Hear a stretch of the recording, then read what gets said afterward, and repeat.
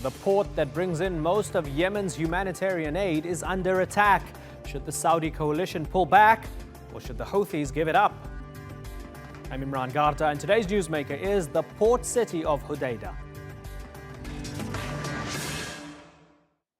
Pro-Saudi newspapers say capturing Hudaida could land a crushing blow to the Houthi rebels and tip the scales of the Yemen war in their favor. But critics say that's hard to believe after more than 3 long years of Saudi intervention. Human rights groups fear a protracted siege of the area, saying aid would be cut off to millions of starving Yemenis. The UN is reportedly trying to get the Saudis to back off. But is that likely to happen? Yemeni forces backed by Riyadh have already captured tourist resorts near the port, with reports saying more than 100 soldiers and civilians have already been killed. So, are pro-government forces on the verge of a major victory or the precipice of a humanitarian catastrophe?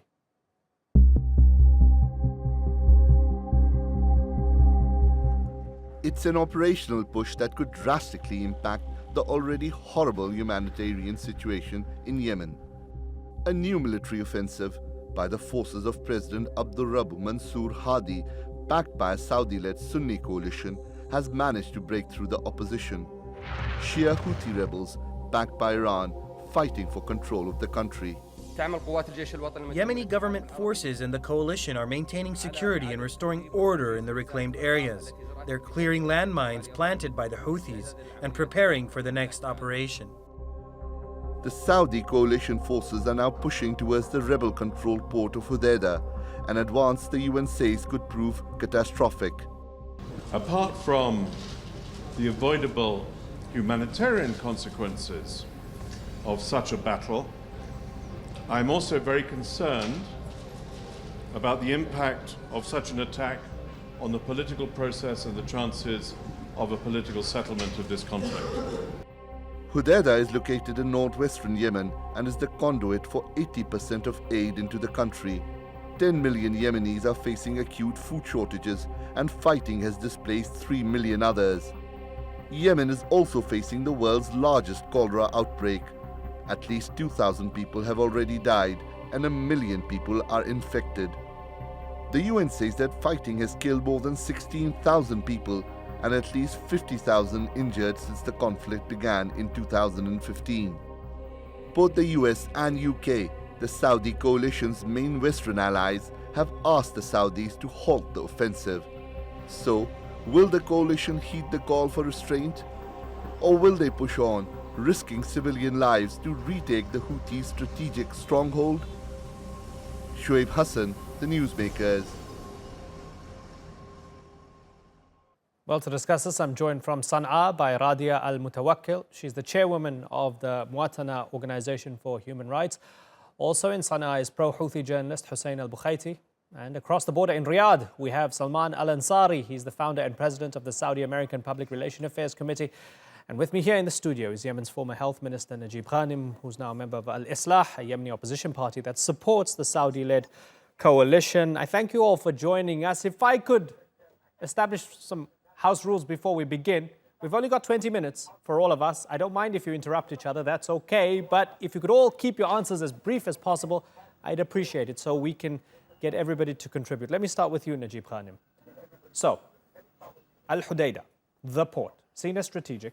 There's an onslaught that is imminent. We're hearing that the coalition's at the door, essentially, about 9 kilometers away. The UN saying don't do it because innocent men, women and children will die. Will it be worth it to take over this city, the port city, with an onslaught? Thank you. Innocent will not be die because Arab National Army Forces, also Arab Allied Forces, they will do it as it was being done in Aden. So all these, exaggeration about civilians and casualties and all these things, I think this is some sort of based on biased reports. But what about the hundreds of civilians that have died over the past 3 years? Hundreds of civilians have been died by the coup, by the militias, Houthis, who are, put our country in this catastrophe. Yeah, but you can say you're on one side here, but that terrible errors have occurred through airstrikes and other means. It's proven by human rights groups, by the United Nations. If the national army will reach Hudaida, this will terminate the coup. And stability will be there, and we can guarantee stability there.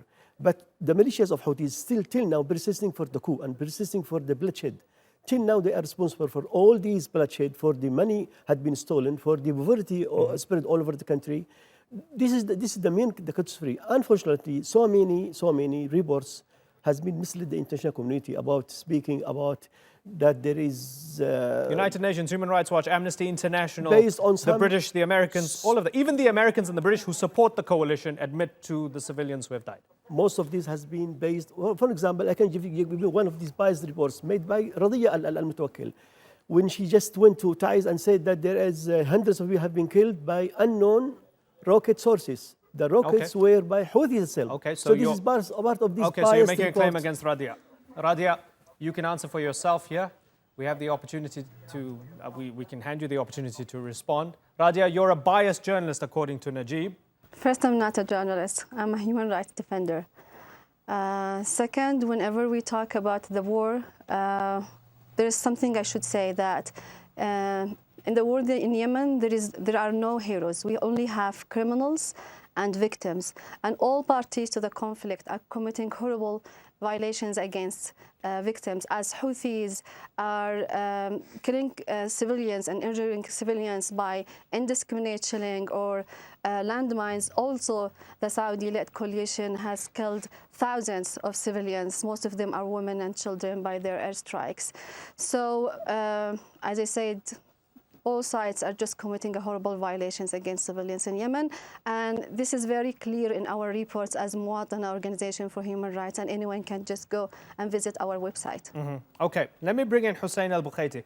Hussein, isn't it a better idea if the Houthis, to prevent terrible bloodshed, handed over the port? Because we're hearing from the UN envoy that it might be possible that the Houthis would hand over Hudaida to prevent catastrophe.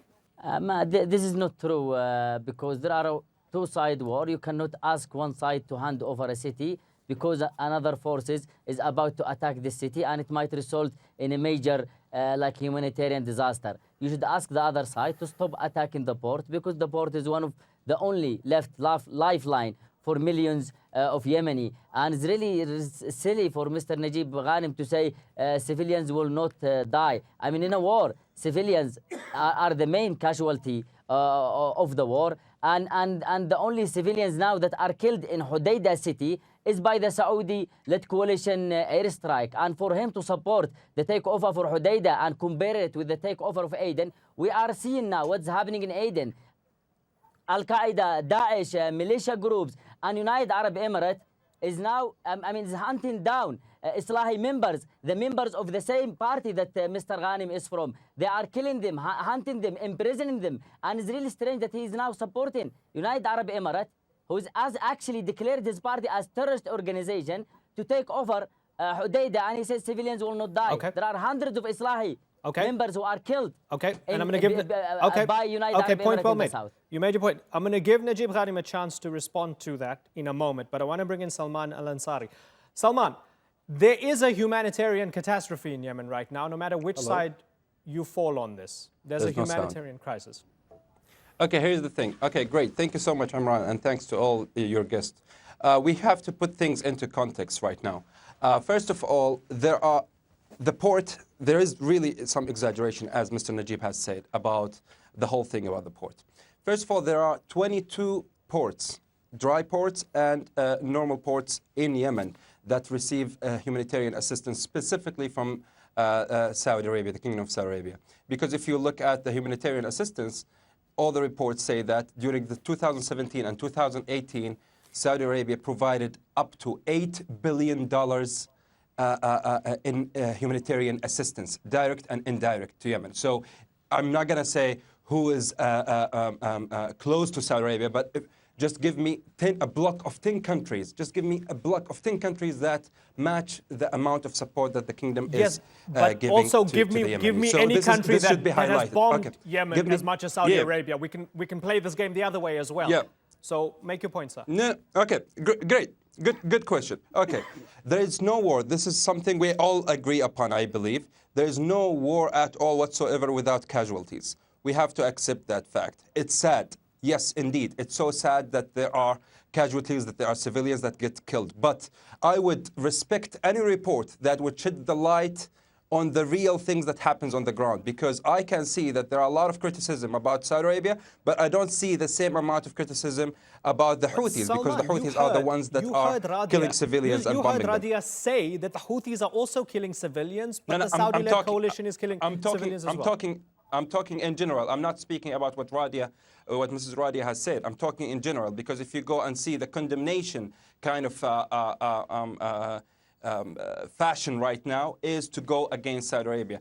This is something else. And when it comes to the port itself, yes, indeed, it's an important port to get humanitarian assistance for the western side of Yemen. But if we keep things at the status quo right now, what will happen? What we will see is the Houthis will still have weapons to be smuggled from Iran. We will still see the Houthis to be stealing the assistance, the humanitarian assistance that comes from not only the Kingdom of Saudi Arabia, but from the whole world and the international community. So the status quo right now in Hudaida will not help anybody, will not help Yemeni and you guys want to finish it off. The coalition will not help anybody. So that's why it's very important to go against the Houthis. And right now, the Houthis consider the port, the moment they lose the port, is the moment they lose the whole battle, because they will not have weapons to be smuggled into them at all. But I urge everybody definitely to be careful when it comes to casualties. Okay, and we're trying our best using the best verifiable information that's coming from the international organizations as we try to sift through this. Najib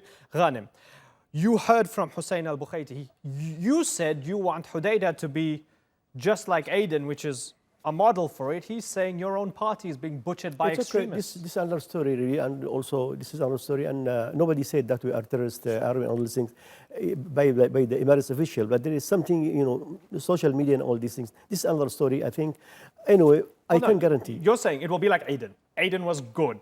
He's saying Aden's nowhere near good. Your own party I didn't say good, but I say that just if the national army just come to capture Hudaida port, we are going to make a very good step to terminate this coup in Sana'a. I can assure you now, the stores in Sana'a full of food.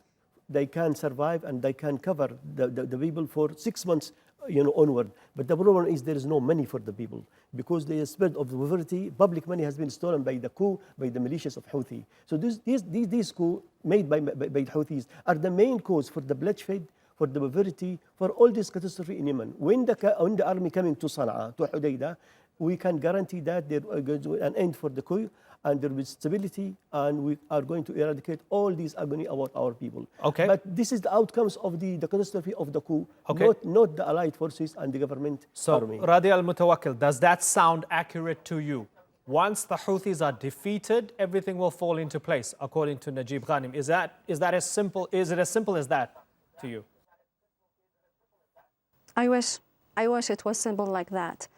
The problem in Yemen that Houthis are just part of the problem, but not all of the problem. Ordinary people, they lost hope in all military interventions. Why? Because the only result since 3 years is the civilian harm. There is no military victory. There is no, as all parties to the conflict, they don't have a peace plan. They don't even have a war plan. And people, they just see as the situation under the authority of de facto of Houthis is horrible. Also, the situation under the authority of Hadi government and the Saudi-led coalition is horrible. So people will keep asking, what is the result of all of this? The 3 years of war just empowered fanatic groups in both sides. And no one is benefited from this. Only arms trade groups, maybe, only war economic, even countries or groups who are involved in this war does not have any benefit of it. Right. So the only fact in the war in Yemen is the civilian harm. All other things is just nothing. Hussein al-Bukhaiti, have the Houthis put civilians in danger by firing rockets across the border into Saudi Arabia, which the Saudis say are Iranian-made? Have the Houthis been gambling with the lives of innocent Yemenis? The one who is gambling with the life of Yemenis is the one who started the war. On 26th of March 2015, Saudi started the war against Yemen without any reason. There is no UN resolution supporting this war, so it's an illegal war. And the Houthi has responded to the Saudi only after 40 days of the start of the war. So the Saudi, and I will just about the guest, I believe from Saudi Arabia, when he mentioned about the help that's coming to Yemen, and he said 8 billion has been spent on aid to Yemen. Where is this 8 billion? Does this include the hundreds of thousands of bombs that are dropped on civilians? I mean, it doesn't matter if you agree with the Houthi or not. Let's say the Houthi, what they did in Sana'a is a coup.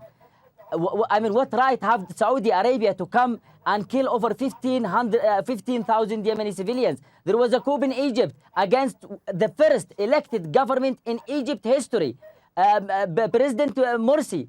There is a coup. Sisi now is the best alliance with Saudi Arabia. So it's not about the coup, it's just about that the Saudi want Yemen to stay the backyard of Saudi Arabia, to stay a place where they can send their terrorists, where they can actually put all the rubbish inside. Okay, Hussein, before I go to Salman for a response, let me ask you directly, is it wrong for the Houthis to fire rockets blindly at civilian populations in Saudi Arabia?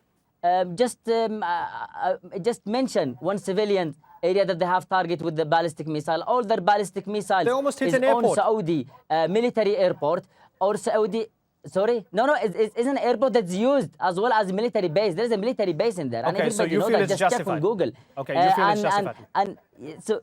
Yeah, and they and just I will add one thing. We all Yemenis here are waiting for the Ansarullah the Houthi to target all infrastructure of Saudi Arabia, all military and economic infrastructure, as they did in Yemen. An eye for an eye, as simple as that.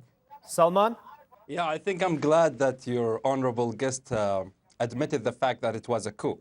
And he said that there is no international agreement with regards to the intervention in Yemen, which is completely and absolutely wrong. The United Nations Security Council 2216 said it clearly that the militia, the Iranian-backed militia, should be out of the game because they have This is after a war. This is after the war, and it has not legitimized the war. After or before? Sorry, do not interrupt me because I didn't do so. This is number one. Number two.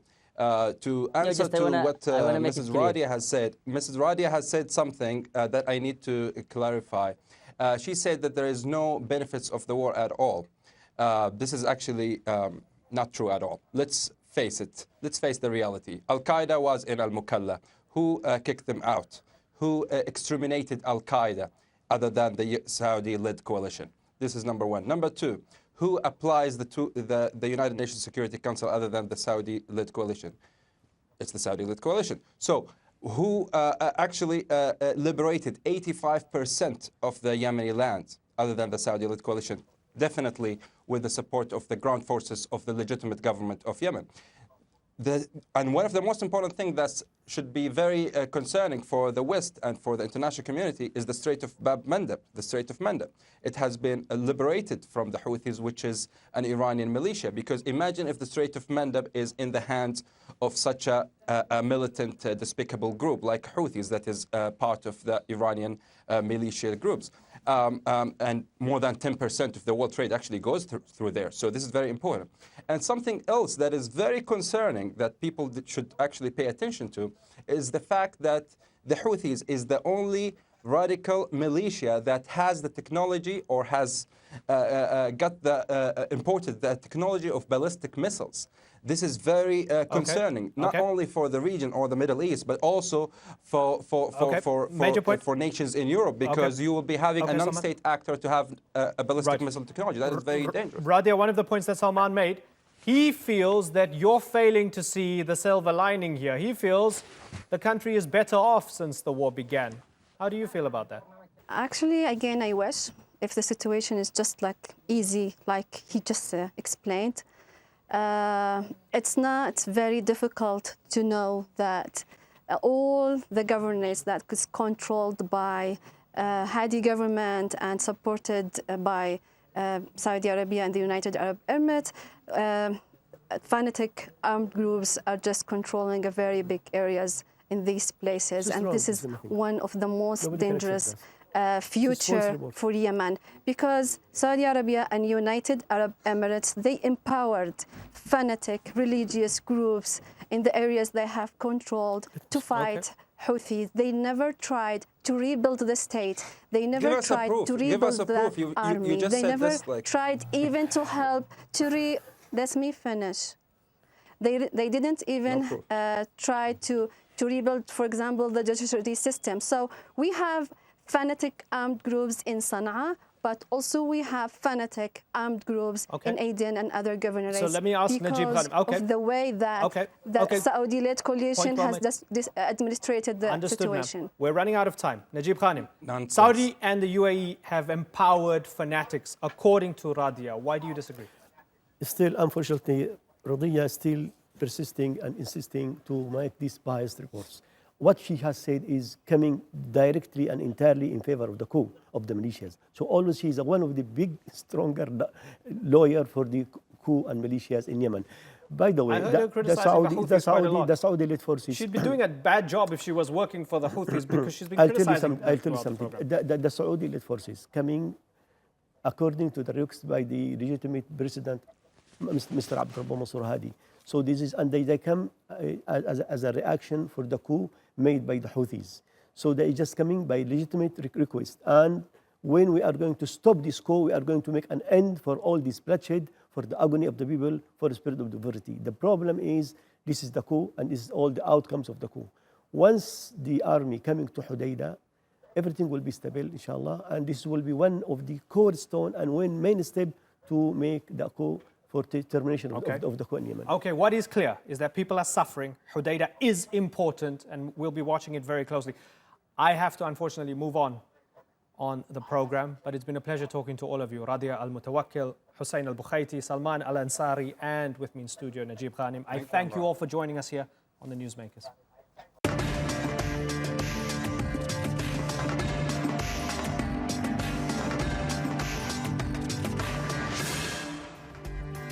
Coming up on The Newsmakers, Afghanistan announces a ceasefire with the Taliban. We talk to a former government spokesman. And we debate whether Israel is an apartheid state. Palestinians are trying to make the case at the Israeli Supreme Court.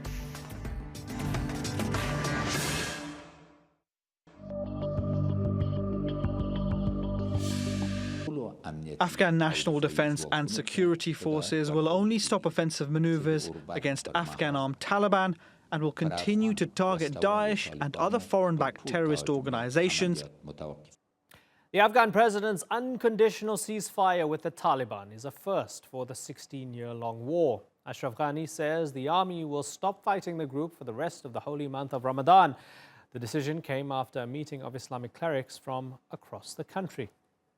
Well, to discuss this and more, I'm joined now from London by Javed Faisal. He just stepped down this week as a spokesman for the chief executive of Afghanistan so that he could run for the Afghan parliament in the upcoming elections. We'll talk about that in a couple of moments. But first, Javed, I'm really interested in hearing your thoughts about this unconditional unilateral ceasefire for the rest of Ramadan. The Taliban kill and maim women and children. Is it a good idea to declare the ceasefire at a time when they're attacking more than ever? I think it is a good idea. It is in the best interest of the country. It's in the best interest of the people in Afghanistan. And this offer is an unprecedented one. We have never had such an offer in the past. Now that the government has announced a ceasefire, I believe the Afghan people would definitely expect the Taliban to respect this and to make sure that they stop the bloodshed of the Afghan people. It will hopefully be leading into a lasting peace in Afghanistan. But what does it tell us about the past 16 years that it's seen as a big thing to declare a ceasefire just for a week, because there's only a week left in Ramadan?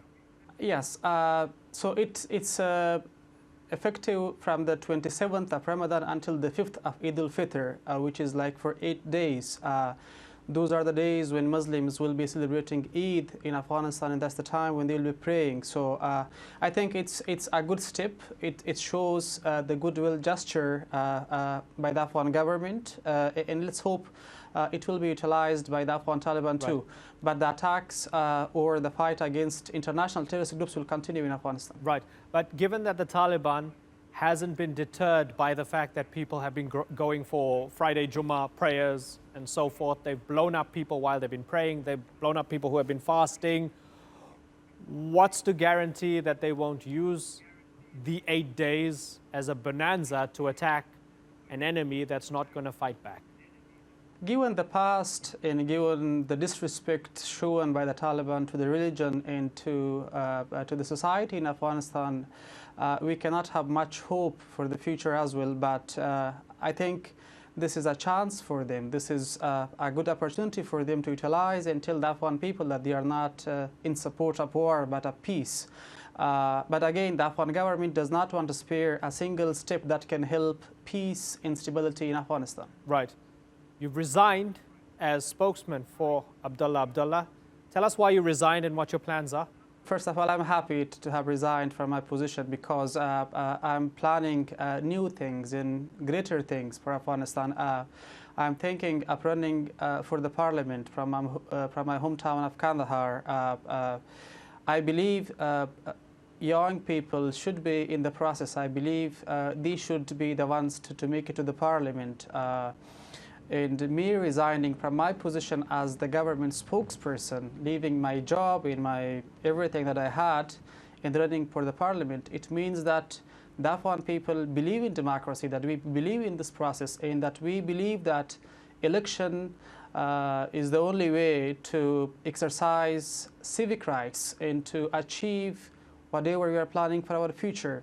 So this is an important occasion for Afghanistan. This is for the people and for me as a candidate who will be running from Kandahar. Did you also disagree with the policies of the government that you were representing?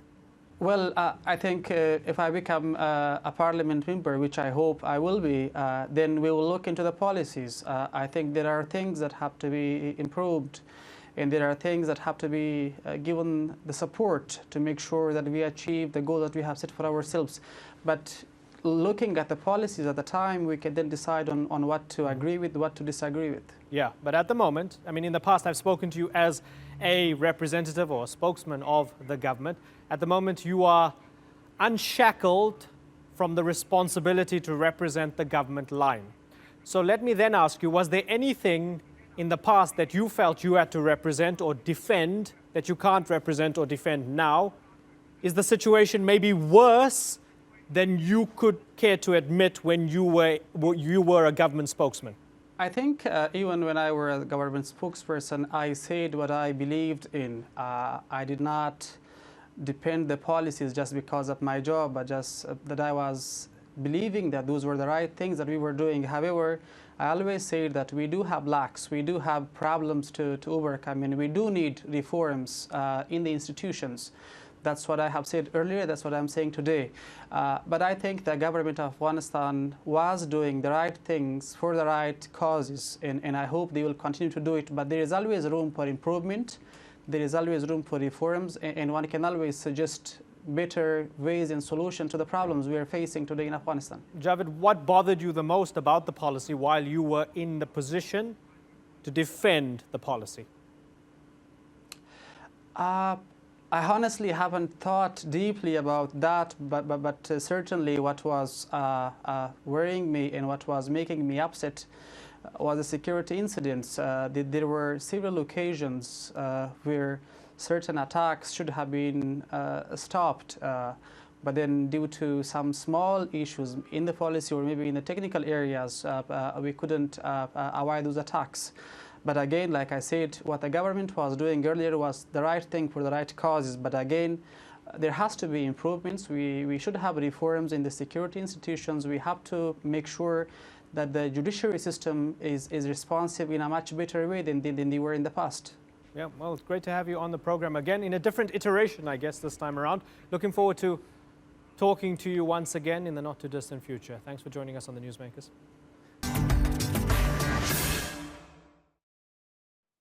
There's a battle going on in the Israeli Supreme Court over a law that allows settlers to take the privately owned land of Palestinians.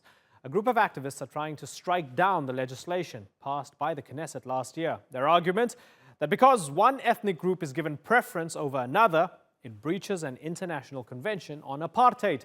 Now that word has been a rallying cry for many Palestinians who say their hardships are similar to those faced in South Africa last century.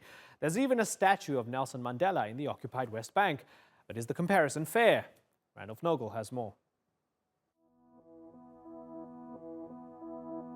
They're trying to bury the two-state solution and replace it with one state, two systems, the apartheid regime of the Israeli occupation. A new U.S. embassy in Jerusalem. And dozens of Palestinians in Gaza shot dead by Israeli soldiers. You try other means.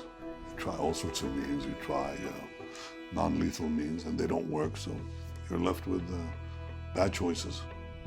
As well as a new Israeli law to annex more Palestinian land.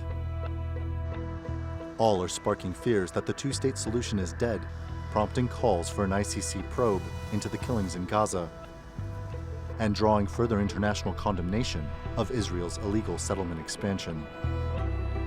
In Palestinian circles, one word is being used to sum it all up: apartheid. A reference to the policy of racial segregation and discrimination in South Africa, imposed in 1948 and abolished in the early 1990s. I think anybody who accuses Israel of apartheid is either a blatant anti-Semite or just purely ignorant, because we know that Israel respects all its citizens. You have Arab, Muslim, members of the Supreme Court and members of the Knesset. 15% of the Israeli Knesset are Muslims, so that's just lies. A UN report that calls Israel an apartheid state by definition was issued last week. We hope all this will inform further deliberations on the root causes of the problem and prompt actions to combat an apartheid regime as called for in international law. It was then quickly rescinded, allegedly because of political pressure. Palestinian leaders say there are clearly two systems for two peoples. There are only two possible alternatives to two-state solution. One is what we have today, and that is one state with a system of apartheid. The only alternative to that is one state without apartheid, which means equal rights. Not only equal civil rights, but equal national rights as well, which means a Palestinian can become the prime minister of that state, which means, of course, the one state is not a Jewish-only state. Many progressive Israelis say there's a price to pay for the hardline policies of Netanyahu's government. Many people will say, who is democratic here in the area? Look for one democratic country. Is Iran democratic? Is Egypt democratic? This is a region of non-democratic countries. We will also be non-democratic. But there is a problem. There is a strong danger that there will be a rift between Israel and the diaspora Jews, to the point that millions of Jews will disassociate themselves from Israel. One of the strongest examples of that is participation in the boycott, divestment, sanctions movement, which is modeled on the one used to combat South Africa's apartheid government. Israel has become a fortress, but not yet a home. We are safe, we are strong, we are rich, but we are not a home. We have 6+ million Jews and 6 million Muslims hating each other. This is not a home. And the divide between two peoples living under two different systems appears to be only widening, with Palestinians adamant that no reconciliation is possible without peace, and no peace without justice. Randolph Nogle, The Newsmakers. Well, joining me now is Ben White. He's the author of the new book, Cracks in the Wall, Beyond Apartheid in Palestine, Israel. And to debate him, we have Chaim Silberstein in West Jerusalem, who you saw in Randolph's report. He's the founder and president of Keep Jerusalem, an Israeli public diplomacy organization. Gentlemen, thank you very much for joining us. Ben, let me start with you. Why do you think Israel's an apartheid state? Well, very simply, apartheid, as defined in various international conventions, including in the International Criminal Court's Rome Statute, is separation and institutionalized discrimination. And that's a fair characterization of Israeli policies towards the Palestinians for 70 years now, starting with the ethnic cleansing that took place in the Nakba and the refusal of Israel to allow those refugees to return.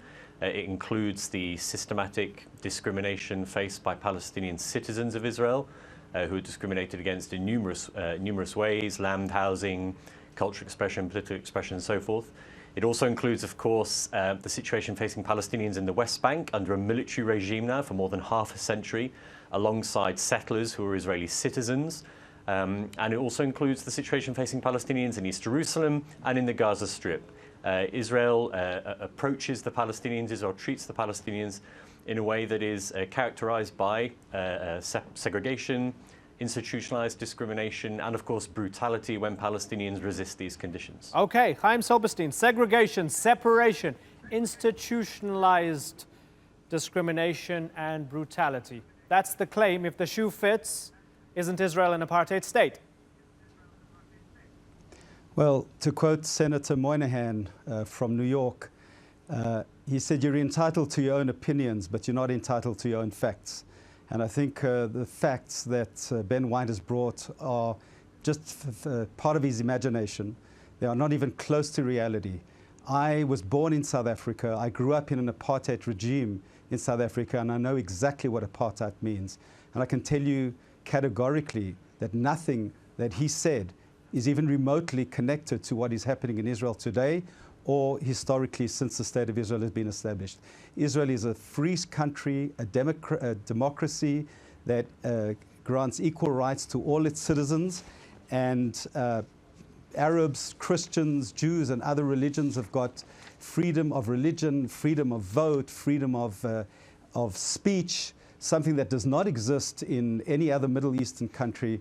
And everybody knows that that Israel is the only democracy in the Middle East. So to come and to make those accusations against Israel can only be the words of an anti-Semite, a bigot, somebody who is hiding behind the screen of pseudo-intellectualism with fake facts, distortion of reality, and exploitation of well-meaning people who are just ignorant about the facts. Okay, so Ben, you're an anti-Semite and a bigot for making your case. Israel's a democracy. What are you talking about? I mean, the case that Israel has an apartheid regime with respect to the Palestinians is built on the facts, and I'm glad that at least the other guest wants to focus on the facts. So, for example, he said he was born in South Africa. He's now an Israeli citizen. A Palestinian who was expelled in 1948 is unable to return to their homeland simply because they're a Palestinian. Palestinian citizens of Israel are excluded from around 40% of all Israeli communities by the role of so-called admission committees, which filter out potential residents on the basis of so-called social suitability. In fact, even the US State Department describes Palestinian citizens of Israel as suffering from, quote, institutional discrimination. In the West Bank, in roughly 60% of the West Bank, known as Area C, according to an EU official speaking in the Israeli parliament a couple of years ago, between 2009 and 2013, just 2% of all Palestinian building permits were accepted by the Israeli occupational authorities. That's in the same area where illegal Israeli settlements continue to expand and thrive. You know, I could go on all day with these statistics. They're well documented by Palestinians, by Israeli human rights groups, by international human rights groups. And so the only thing that Israeli officials and their apologists are left with when faced with these facts is to come out with baseless smears. Okay, so Chaim, he's mentioning the occupation, which is a fact. He's mentioning settlements, which factually are illegal under international law. Why are you calling him names? Why don't you deal with the facts? First of all, when we're talking about Judea and Samaria, the so-called West Bank, Palestinians there live under 99% of them live under the Palestinian Authority, and any rights that they have pertain to the Palestinian Authority, and we know very well that the Palestinians there do not have any democratic rights. Within side of Israel, again, he is distorting facts, he is making up facts. Israel is a free country. Arabs have representation on the highest levels of all the echelons in Israel, whether it's heads of hospitals, whether it's members of Knesset. I did not interrupt you, okay? Whether it's members of the Supreme Court in Israel, Salil Jubran was until recently a member of the Supreme Court of Israel. Arab judge George Kara sentenced the previous Israeli president to a jail sentence for rape. This is just simply to say that the Arabs are discriminated against on the basis of race is a lie. And anybody who says it and continues to say it just exhibits bigotry and anti-Semitism. Okay, I just hate to say that people like Ben Okay, so let me take one thing that you said there. So Ben, part of the argument here, I don't want to go into the discussion as to whether the West Bank is occupied or not, because then I think no parameters fit whatsoever. So Chaim, I'm going to move on from that, and for the sake of our viewers, we use international law and international conventions as the sort of acceptable norm. So West Bank is occupied, whether you believe it or not, but I want to ask Ben then about what Chaim is saying about those Arabs who managed to climb up the ladder within Israeli society to the positions of Supreme Court judges and people who are doing quite well in the society. Doesn't he have a point to say that how can it be apartheid if Arabs are doing so well within Israeli society? First of all, unfortunately, of course, the other guest keeps referring to things like quote-unquote anti-Semitism and bigotry. I wonder whether he considers the US State Department to be bigoted and anti-Semitic, referring to the institutional discrimination that Palestinian citizens of Israel face. And that discrimination exists regardless of how many individual Palestinian citizens of Israel get to a particular position. Of course, this kind of tokenistic approach doesn't actually negate any of the ways in which Palestinian citizens are discriminated against. For example, this week, once again, the Knesset renewed a law that prevents Palestinian citizens of Israel from bringing their spouses to live with them inside Israel to get permanent status. Again, explicitly a law that discriminates against Palestinians. And also this week, a draft bill that was proposed by members of the Joint List that asked for Israel to be defined as a state of all its citizens, as opposed to quote-unquote a Jewish state, was rejected from even being debated in the Knesset, because there is rules that say a draft bill that rejects Israel's identity as quote-unquote a Jewish state can't be debated in the Knesset plenum. So actually, Israel is defiantly and openly not a state of all its citizens. And just it's quite sad, really, although at least instructive for your viewers, to have the other guests just repeat sort of ad hominem and personal smears rather than deal with the facts. Okay, so Chaim, let's look a little closer at that particular bill, right? So the bill is drafted. They want it to be defined as Israel to be defined as a state for all of its citizens. They wanted that on the Knesset's agenda. They wanted to anchor in constitutional law the principle of equal citizenship while recognizing the existence and rights of the two, Jewish and Arab, national groups living within the country. It called for the separation of religion and state while guaranteeing the freedom of worship for all, right? So this is tabled and it's shot down. Doesn't sound much like the democracy you were talking about, Chaim. It absolutely is. The State of Israel was created as a Jewish and democratic state.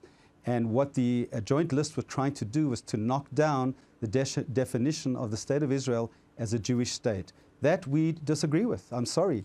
We have a right to have a Jewish state, just like the United States has got on its currency in God we trust, and there are tens of countries around the world that are defined as Christian states. Israel is a Jewish and democratic hold on state. For a second. Excuse me, let me just finish my sentence. Okay, but in God we trust is a slogan. Is a slogan. We're talking about actual policy vis-a-vis laws on the books. I'm saying, well, if you let me finish the sentence, being Jewish and democratic is critical to our definition. And by being democratic, we give equal rights to all our citizens. Every Arab has a redress in the courts, Israeli courts, and often and continuously win in Israeli courts against whether it's so-called discrimination, perceived discrimination, or any other issue that they have. The fact that you have the Joint List in the Israeli Knesset who are very against the State of Israel, who support Hamas, many of them, and they have got a freedom of speech. They can get up at the Knesset and say what they want, and they are not quietened or silenced. The Arabs in Israel prefer to live in Israel than anywhere else in the world. A survey done from Harvard University showed that 77% of the Arabs living in Israel prefer to live in Israel than any other country in the world. If there was such discrimination and such a hatred of Arabs, then why would they prefer to live in Israel? Okay, but Chaim, you would accept the reason why you would accept that it sounds a bit contradictory to call them Hamas supporters when they're calling for the separation of church and state and guaranteeing freedom of worship for all. Can't be supporters of fanatics, can they? Actually, I do believe they are. And what they are doing, and that is in fact what I think Ben White and his cohorts are doing, is to try and dismantle the State of Israel, and certainly the Jewish part of the State of Israel, by using democratic and other vehicles, because these people, it's not the policies of the State of Israel that they object to, it's the very existence of the State of Israel that they object to. And that is the definition of the BDS movement, which Ben White agrees with and supports. And people like him are trying to use these ways to try and destroy Israel. Okay. You know what? Israel is a strong and democratic state, and people like him are not going to succeed. So, Ben, you want to destroy Israel by using democratic means. That's what you want to do. Yeah, I mean, one of the ironies here is that the other guests' comments echo the same arguments made by the apologists for the apartheid South African regime. I mean, it's almost carbon copies sometimes, the idea that, quote-unquote, black South Africans have got a better situation than any other African country. I mean, it's the same sort of rhetoric. I mean, the colonial arrogance of these arguments is quite extraordinary. I mean, of course, Palestinian citizens of Israel want to remain there because it's their country. It was Israel that was created on top of their towns and villages. They're not immigrants in Israel. And in fact, actually, members of Knesset, Palestinian members of Knesset, are silenced, contrary to what Chaim was talking about. Hanin Za'abi, for example, has been banned from speaking in the Knesset plenum for particular periods of time for standing in solidarity and acting in solidarity with Palestinians in the West Bank and Gaza Strip. So all you're really left with is a sort of all you're really sort of left with is a tokenistic approach of saying, oh look, we have. Well, I mean, it's actually quite extraordinary to say, well, they can vote. I mean, is that sort of the standard that you want to be proud of, that you actually allow them, quote unquote, to vote?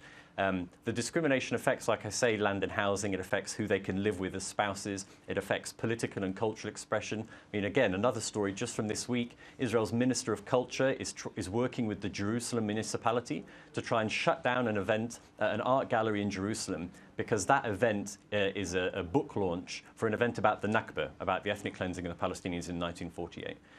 So, I mean, wherever you look, I mean, the settlers, again, in the West Bank, I mean, Amnesty International has described the regime in the West Bank as, quote, unique globally with respect to the exclusion of the Palestinians from a planning regime and the existence of a parallel planning regime for the settlers themselves.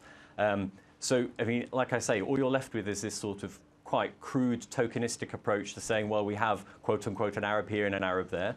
And actually, Israel is defiantly and proudly a Jewish state in its own words, as opposed to a state of all its citizens. So, Chaim, why can't you say, we are Jewish and we are democratic, but let's not militarily occupy the Palestinians and let's not discriminate against them? Can't you do that?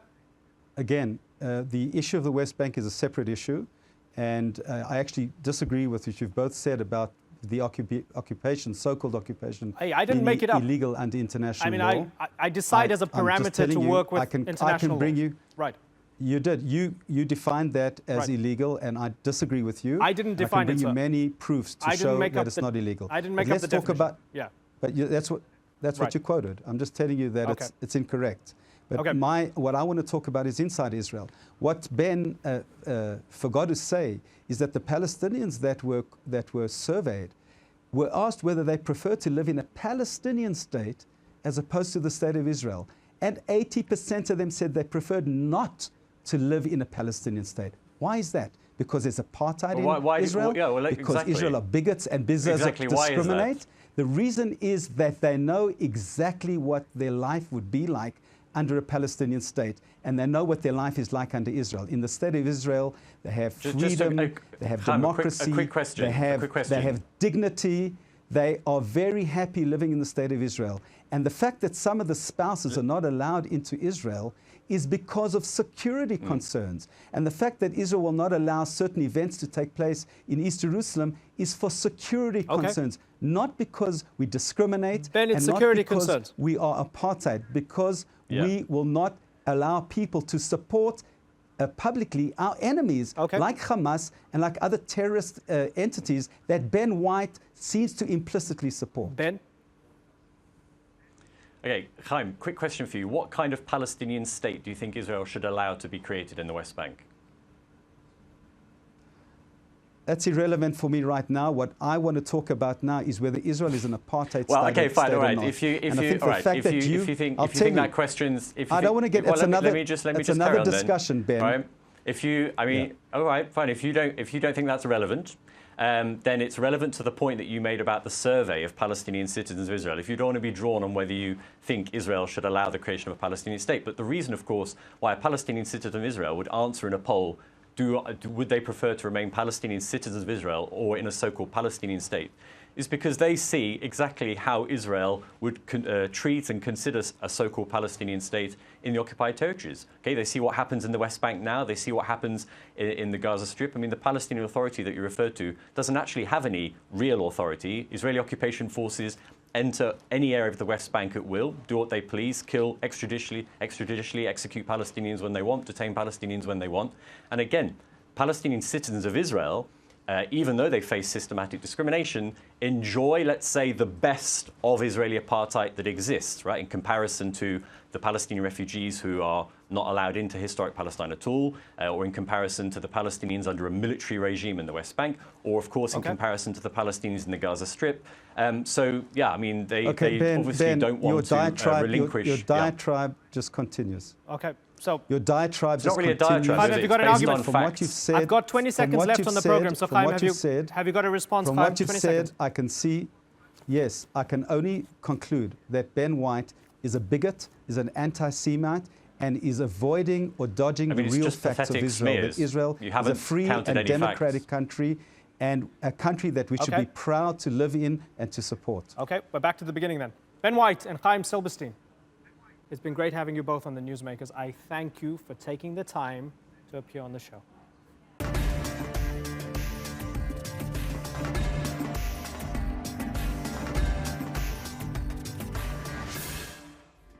And that's all for this edition of the Newsmakers with me, Imran Garda. You can check out more of our stories on YouTube, Facebook, and Twitter. Remember to like, follow, and subscribe. Until next time, thank you for watching. Bye-bye.